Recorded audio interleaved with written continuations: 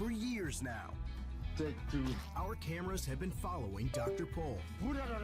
You've seen him take care of animals, large and small, angry and adorable. Little ferocious thing. What in the... This time we have a different story to tell. How a Dutch farm boy grew up to be our incredible Dr. Pol. On TV, I look like a crazy large animal veterinarian with an accent. First time I rode a bull. And in this special, Good. I hope that we can share a little bit different side of me that you don't see all the time. You can call me anytime for this. This is the story of Jan Pol, a boy who grew up in the Netherlands and dreamed of America. A man with a love story like you see in the movies. A country vet who became famous around the world. This is the story of his incredible life. Okay, let's get busy. Holy. As a veterinarian, you have to save the lives of animals. I got this one. And when you're in time and you can pull a live calf, it's the most rewarding part of the business. Look at that, see? Yeah. Okay. Dr. Pol has been braving the nasty Michigan weather for decades, answering emergency calls from farmers like Butch Black. I have a cow out here, wanting a calf. My husband believes that it's dead. But she's a first-time heifer. Yep, I can tell. Charles, chains. Yeah, coming. I think the most memorable film case was the calving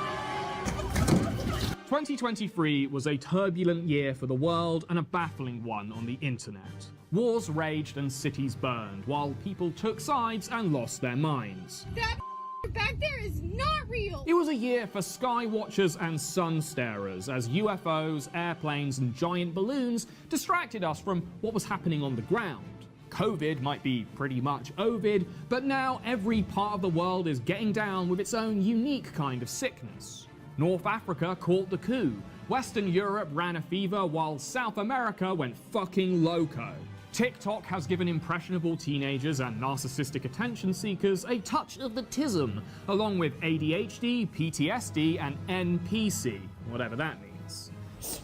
Ice cream so good, yes, yes, yes. While in politics, it was a year of incompetence and incontinence. The leaders who aren't straight-up con men are so close to death that they keep getting distracted by spectral apparitions. Hey, Mitch! Did you hear the questions? Mitch! Looky, looky! I'm coming for you! Ah! Have you seen Kissinger about? It's been a year of division. But the old binary dividing lines no longer characterize the new chaos we're drowning in. Social media has siloed itself into ever smaller echo chambers, cultural cliques, and generational ghettos. Someone had to try to make sense of it all, and hey, I guess it might as well be me.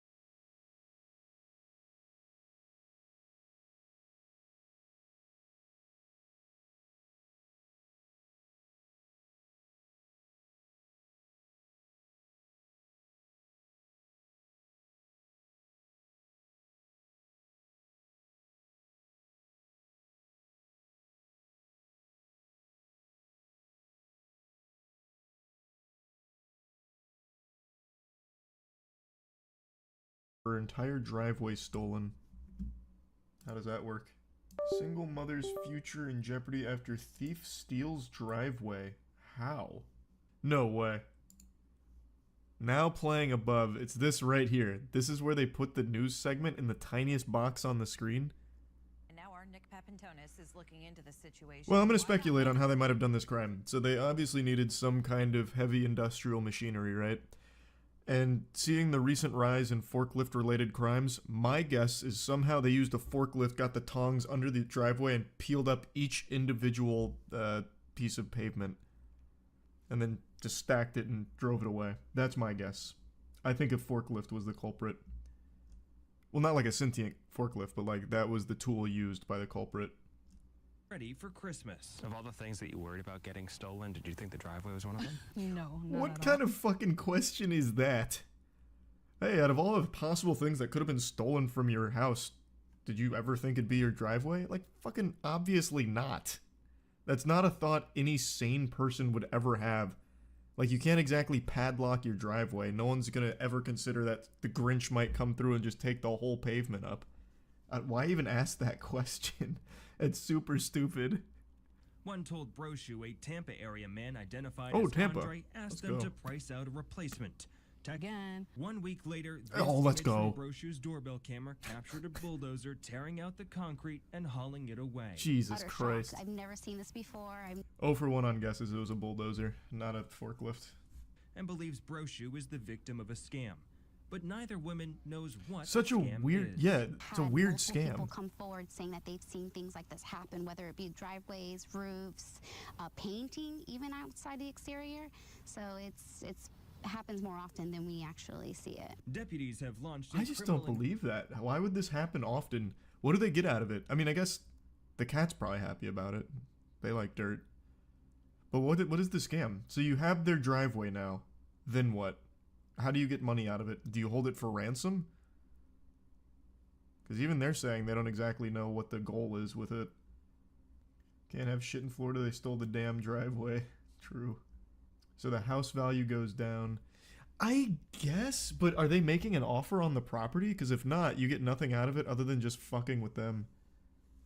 So I guess it could just be evil for the sake of being evil. What a crazy heist. Tonight. What a bizarre story. Couldn't agree more there. What a bizarre story indeed. Stealing a whole fucking driveway for no reason. This is some shit out of Ed, Edd n Eddy. Like, actually cartoon logic. Like, stealing a driveway is actually something out of Cartoon Network.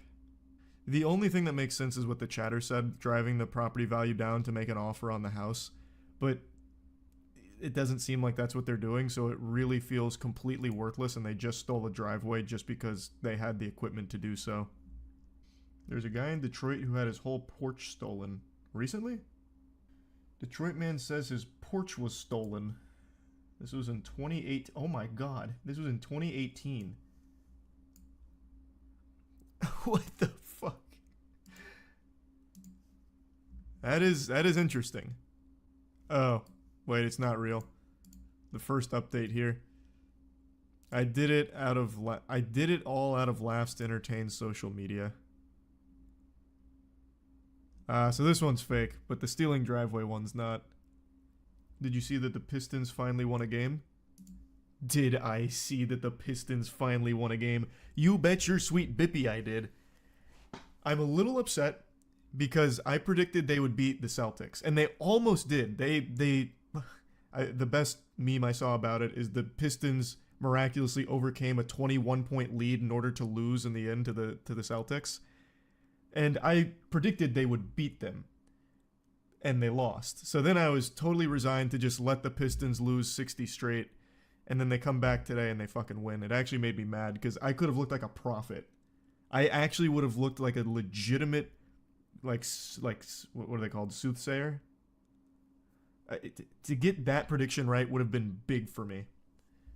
But I got it wrong. They won today though. So they snapped the 28-game losing streak. I was reading some of the memes here. I didn't watch the game. I just saw that they posted this. And usually when they post final, it means the Pistons lost in another triumphant fashion. But they actually won, and I was looking at some of the memes. So, Winghouse said every time the Pistons win a game, it's 5 free wings. And that's been a big joke because the Pistons lost for 3 months now, or 2 months, whatever. So it's just been this meme about how everyone's starving. Like, oh, no wings, Wingstop got the easiest advertisement ever because they don't have to give away wings because the Pistons can't win. So now I've just been going through the memes here. Sure hungry. Rev up those fryers, because I am sure hungry. It's been pretty fire, actually. All they need to do is win 50 games in a row to make the playoffs. That's what I'm predicting.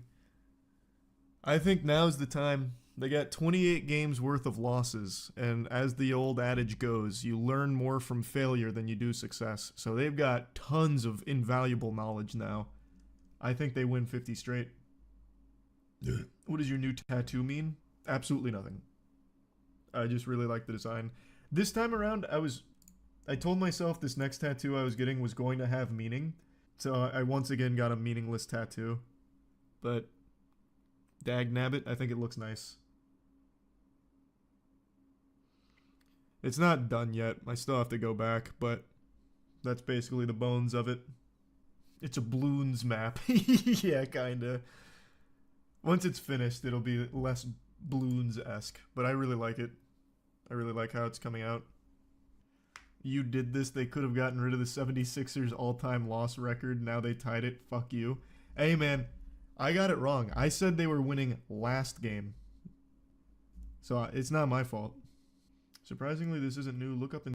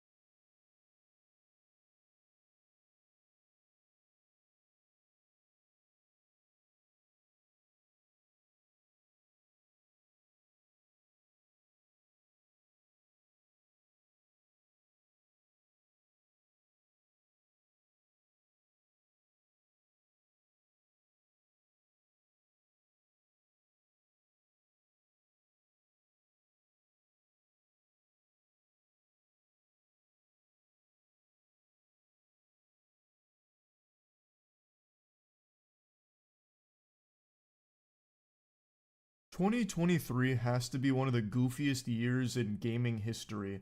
We experienced some extreme highs and some extreme lows, blessed with some masterpieces like Baldur's Gate 3 or Tears of the Kingdom, and then also cursed with some of the most revolting trash that has ever been farted out into the gaming ecosystem.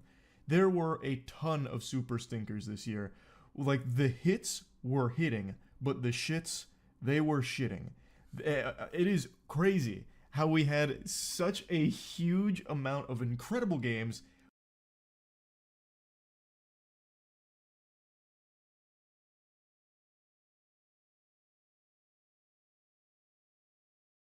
and extremely bad ones. Like, some of the worst games in recent memory came out this year, and sometimes within a month of each other. Choosing just 5 games for this list was actually pretty difficult because there were so many that could have broken into the top 5.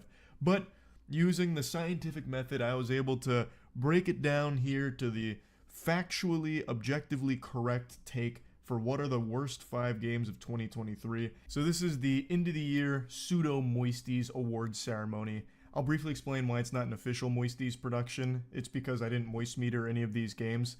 I only finished one of them on this list because the others were just impossible for a human being to endure. I felt like I suffered the same agony as Dante when he went to hell. So I just didn't moist meter them. And now let's get in there. At number 5, we have Redfall. In a surprise to nobody, Redfall makes this list. This is an unforgettable stain on Arcane. Arcane is a great developer, they have a solid resume, so this game obviously had a lot of hype before it came out, which was immediately thrown down the tubes when it was revealed that the game wouldn't even run its. I mean, just the idea that, like, this has to be one of the first creepypasta, and speaking completely out of ignorance, totally out of my ass here. But it has to be one of the first ones that has based itself around trying to be something that is very because for people that don't know, this whole thing is that it's supposed to be a Russian sleep test done on Russian military. I don't know if they're participants. We'd have to find in the story, but the idea. I think is it says they're political. If I remember right, it's political prisoners. I think. Okay, so they're political prisoners. But essentially, it's in the Russia in the 40s, which, you know, World War II. By this time, which also it's all through gas therapy, or like some kind of gas treatment, which is more of a World War II kind of like early 1900s, like 1918, you know, World War I kind of vibe. But still, the 40s, it has this like this kind of atmosphere to it that can have some kind of realism, just because. Talk about stupid fucking American, all right? When I see a picture of just some old-timey gas masks and they're black and white, I'm like, this is real. This happened. I can't. Look, they're wearing the masks. How could this be fake? They're wearing the mask, all right? And also, the you know, as it gets on, it's more and more obvious. Okay, we're like, okay, well, now we're getting a little crazy, sure. But even the image that got associated with the Russian sleep experiment and like all the iconography that's with it, because, you know, which I have a little thing where our source that we're using today is creepypasta.com, all right, which is, I mean, can you get any better? I don't know. I doubt it. They had something interesting here for the origin of the story that I thought was kind of interesting that plays into a bunch of different things, which this is all quoted from creepypasta.com, so don't yell at me. But they say that there is some disagreement as to where the story first originated.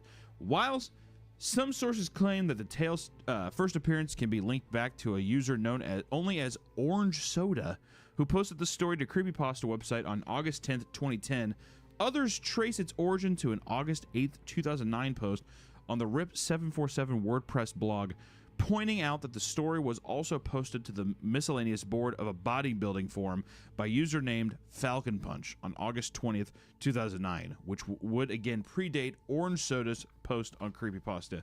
Which, this was funny when I read this because The amount of heinous shit to come out of bodybuilding forums in the early 2000s was unbelievable. I don't know why it had the internet culture and like all kinds of weird shit had to happen on bodybuilding forums. But anytime I do like weird deep dives, like there's this great YouTube channel called Danknet. Anytime that it's like an interesting figure that started like, I don't know, like a military cult or like a guy who thinks that, you know, he can bench press 6,000 pounds or something. It always starts on a bodybuilding forum somehow. It does. Yeah, it does. So we don't really know. I mean, like, you know, it goes back and forth with people saying that, you know, the original creepypasta was written by a British author named Ice.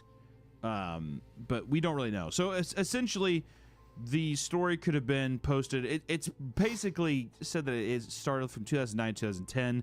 Which, if I remember correctly, is still a little later than Jeff. A little later than Jeff the Killer, but still up there. But I think that this grew in popularity when it went on the Mr. Creepypasta channel on YouTube in 2011. Yeah, that would have been where I saw it for the first time. Exactly. Yeah. Which is where people also speculate that where the imagery got tied in. Like that you know, the infamous picture and stuff like that. So of the guy like in a straight jacket on the ground. He's got the big teeth and the eyes, which it turns out that's actually like a Halloween prop. Just the image is edited to make it look like it's some old-timey photo. But like I said, as a kid, that worked. Even now looking back on it, I'm like, that's a creepy photo. That's a cool thing to say that like what these people got to by the end of an experiment. I think it still holds up, even if I do know now it's just a Halloween prop. Sure. Yeah, I mean, like, and that's the thing too that I'm finding with more and more of these creepypastas. What I like about a lot of these early creepypastas is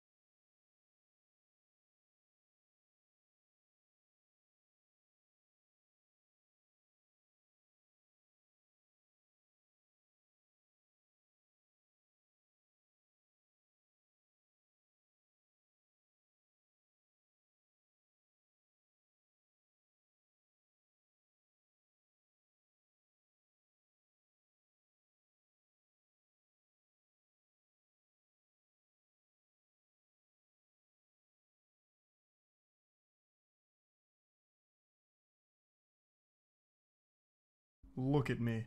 I look like a revolting, greasy mess.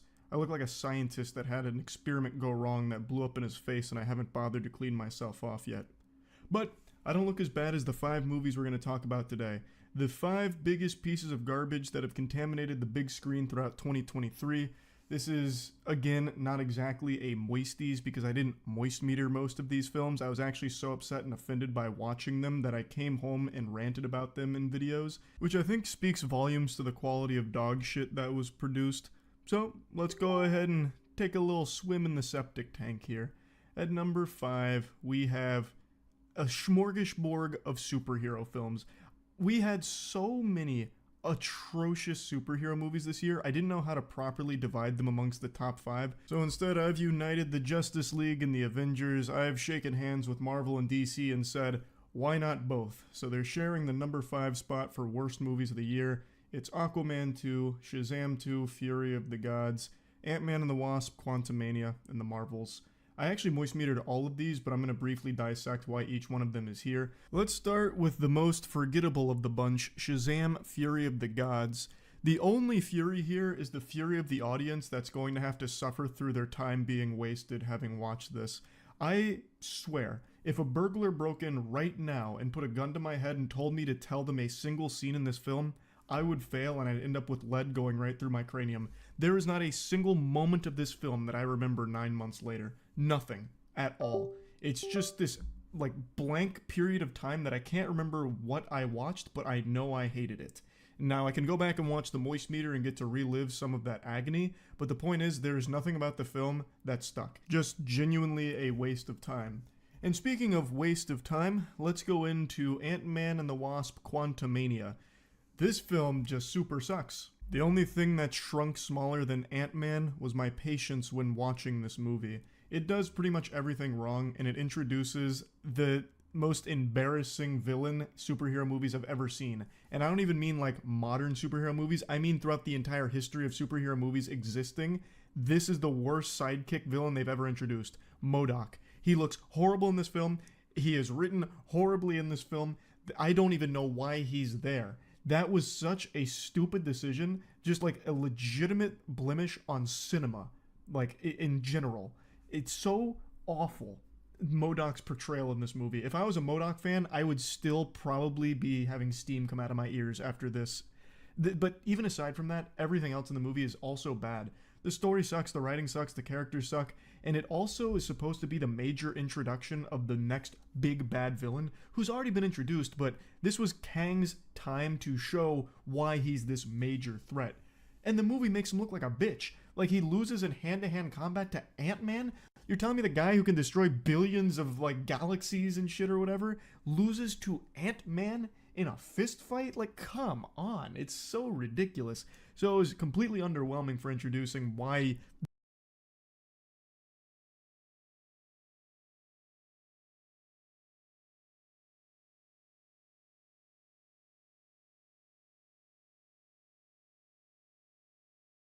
the big bad villain's gonna be a threat. The movie's just really bad overall, though. There's so many problems with it. And speaking of problems, let's just go ahead and move on to the next Marvel movie on the list is The Marvels. As I said in my moist meter, this is the messiest movie Marvel has ever made.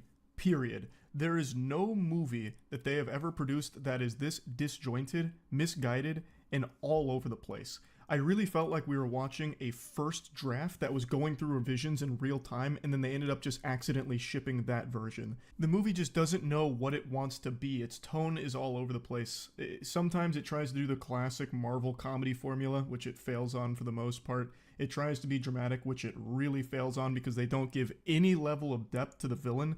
It's still the worst villain in MCU history. I don't know why I'm saying still, it's only been a month. I can't remember the villain's name. I'm sure no one in the world does, not even the people who wrote the script for this film. But I don't think Marvel will ever make a villain this bad ever again and this bland. They'd have to actually try to intentionally sabotage their movie with a worse villain. They also commit this unforgivable sin of just making Nick Fury a clown.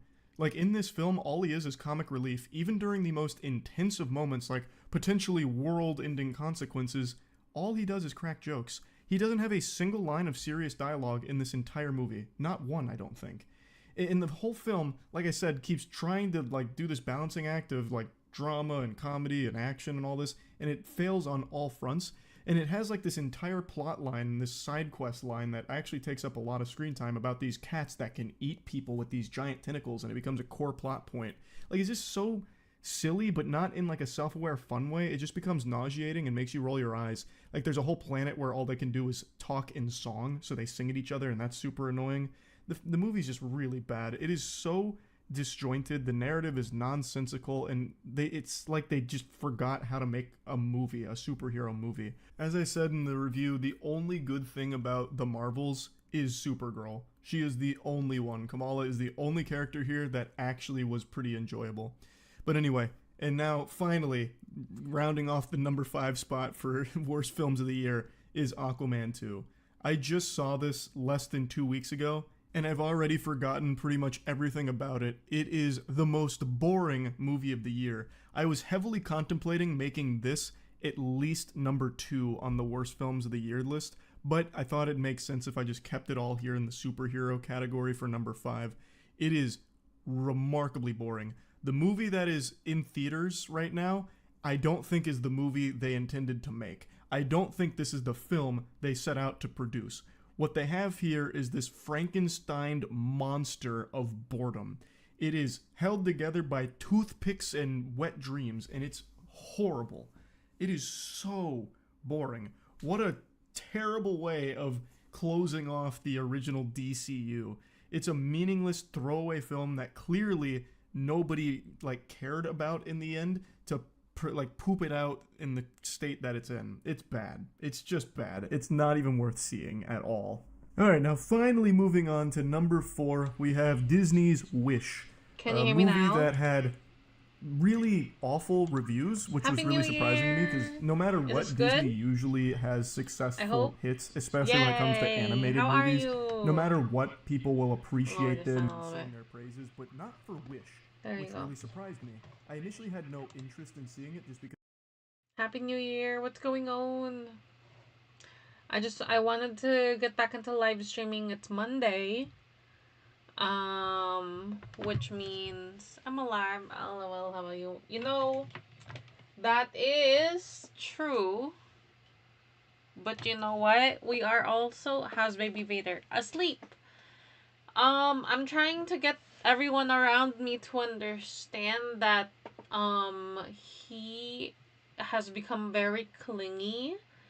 And while I recognize that a part of that is because of my own anxiety, he is incorrigible. Like, he will literally like crawl over other people to get to me. Like one time, it was me, and then one of my friends was next to me, and then I had another, and then a third friend, like a second person, so with 3 people, was holding him, and he literally squirmed and figured out how to crawl over both of them to get to me. It's so cute. I love it. But also, like, please, just, you know, relax. Just relax. I want to see this. I don't know what. It's giving this edit of me. And Charlie's bringing Bella into...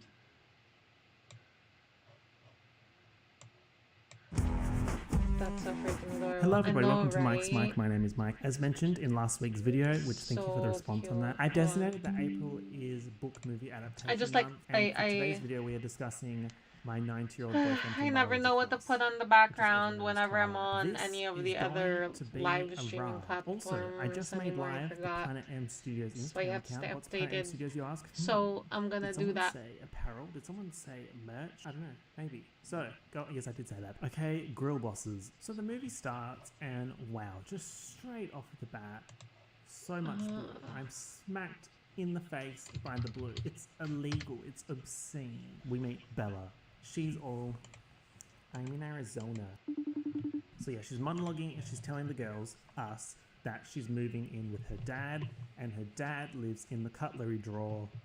Her dad lives in Forks. The town is called Forks. I was about to drag Miss Author Stephanie for coming up with a town named after the plural of a kitchen utensil. Also, it's 1 in the Forks morning. is an actual town. So anyway, in the town of plural kitchen utensil, we meet Bella's dad, and his name is Charlie. Charlie and Bella. Charlie's main personality trait is that he has a mustache, okay? He's giving Luigi, it's giving Haunted Mansion, it's giving this edit of me. And Charlie's bringing Bella into the town. She's all like, my dad lives in a small town, and like, I don't want to share a bathroom. Bella, shut up challenge. It is now time to meet some new characters. When will you we meet Billy Ray. He is in a wheelchair, That's wrong. and he is the father of Shark Boy. Turns out whoa, Bella hold and on. Jacob used to be gal pals back in the day. Starks Next thing are you not know, working. Bella is picking up her blue bag. She gets in her blue truck and goes to Blue High School. She arrives at Blue School in her old school Chevy 7-tray Donkey Dunk. Shout out to Pitbull. And people are dissing her for her having like this big juicy caboose car. At this point in the movie, we get a whole bunch of like school scenes. She's playing volleyball and she sucks. Like oh my god, she's so bad. She's and not what's even wrong? Okay, maybe she did deserve some of the bullying. The besticle Bella is starting to make friends. We meet, what's his name? I've completely forgotten him. He's so not be more so here's the thing. Mike is his There's name? only been That's like the original. She makes friends with Mike and Jessica. like 3 and Jessica entries. Is like, kind of like her BFF. And she's played by Anna Kendrick. And I was hoping to see that's my fault. I had a whole month to put it out there so other people could be a part of it too. And I did not do that, so that's on me. The most ethereal elven girl bosses that you've ever seen walk past the window. She's old. Let me move my bank so I can see them again. Who is that? And her Let's BFF is see, like, hold there are the plastics. I think my cones are kicking in. What's that mean? These Oh, good, you're a individuals moderator. are the Cullens. The Cullens. I'm a vampire and my last name is Cullen. They are all so fucking old. Play them one hyperpop song and they're in the grave. Entries, Why yeah, are you in for high the school? So there's, like, the Rosalie token and raffle. Emmett, and then Jasper and Alice. My name isn't Alice. My name is Alice. She came in and she had the hair. She's the best. The rest can choke. So Bella sees Edward walk in and she's all... Hilsley, oh my god, he's so attractive. This next scene is so funny to me because she walked into biology class and she stands in front of this big ass fucking fan, right? And it blows her scent to Edward. Oh, very nice. Sends that BO I hope you towards him. enjoyed He's that. like, That's oh nice. My god, yeah. you I smell would a like bin. So to Stinky, postpone this. Stink girl goes and sits next to Edward. Entry, if that's and he's cool. just like, you are obscene. So that we can I add can't more handle this. people. You smell so bad. But at the same time, he's like really staring at her. He's like, and she's like, there's so much staring. I love being able to watch myself. Hold on. I love being able to watch myself live stream so that I can see how often I actually roll my eyes whenever I'm talking, and I'm like, oh, okay, like maybe this is why people think that I have an attitude.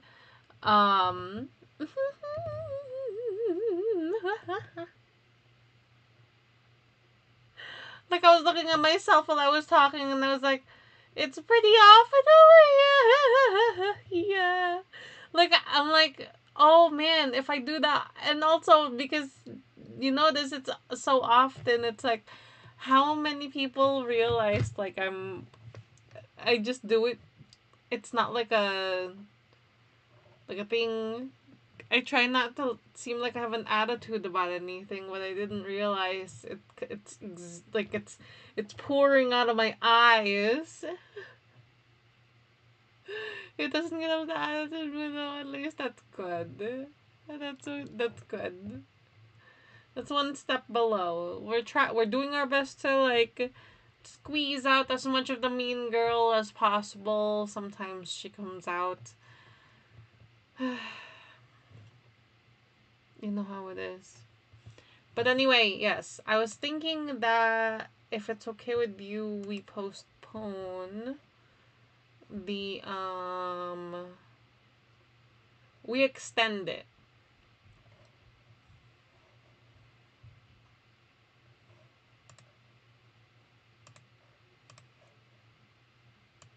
We,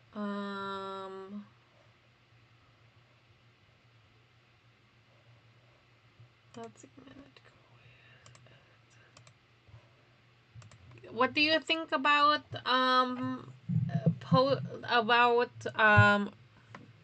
drawing winners on Valentine's Day instead?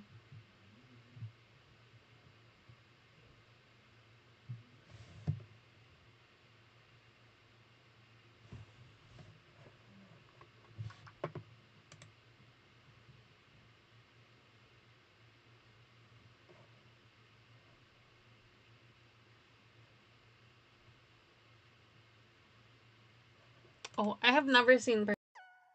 Sounds good. Okay. Hello, everybody. Welcome to Mike's Mike. I will do that. Mike, just wanted to quickly point out that this is a work in progress, so we will not be discussing. Second thing, my neighbors are having a party. So if you hear that in the background, that's that. I can't do anything about that, and I can't do anything about people's bad music taste. Sorry. Oof. I am exhausted. Ask me why. It's because it's the end of April. And as you know, on my channel, April was late 2000/early 2010's book to movie adaptation month. Now, who do you think is missing? Yes, Percy Jackson. So this video is going to be similar to the Hunger Games one that I did, where it's like a plot recap discussion situation. Okay, so Percy Jackson, let's get started. So the movie starts with a tall man in a skirt coming out of the ocean, and he is tall. Not as in like 5'11" tall, which I am. I'm 5'11", the same height as Nicole Kidman. Hey, bestie. He is like drag queen tall. He's very clearly Poseidon, and I immediately have questions upon questions.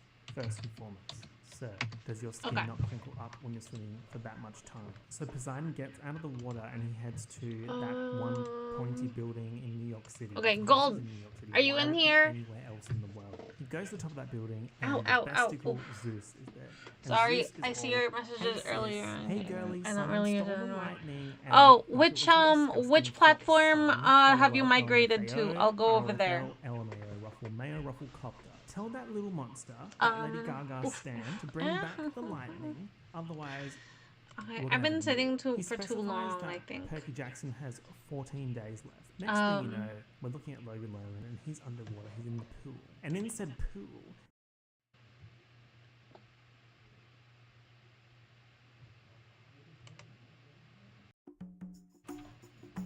hello everybody, welcome to Mike's Mike. My name is Mike, and welcome to another episode of Reality Rewind, which is a series Not I've really, done lol. I go back use and X review a an little bit old more reality than TV IG show though. and see how it would What? stack up Do you today. are The we other two following each other on installments in X? this series that I've done so far were very much like old I do TV, use it. haha. I can't believe you use X. I didn't know Sis, that. Pop the wig, snap TG, gun the housework.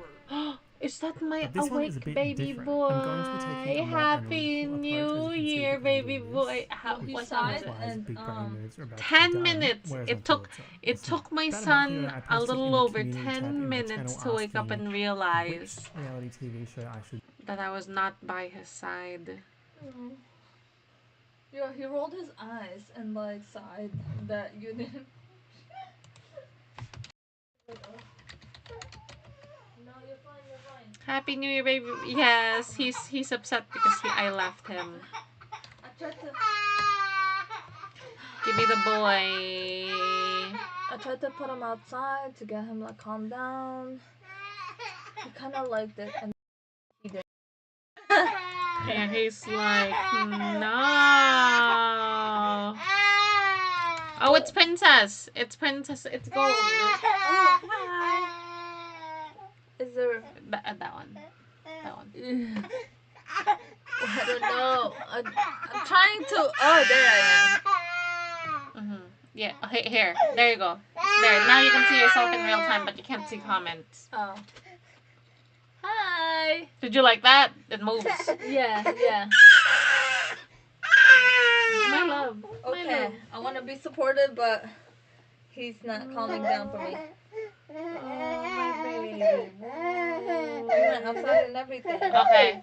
I'm gonna stop recording, and I am gonna stop.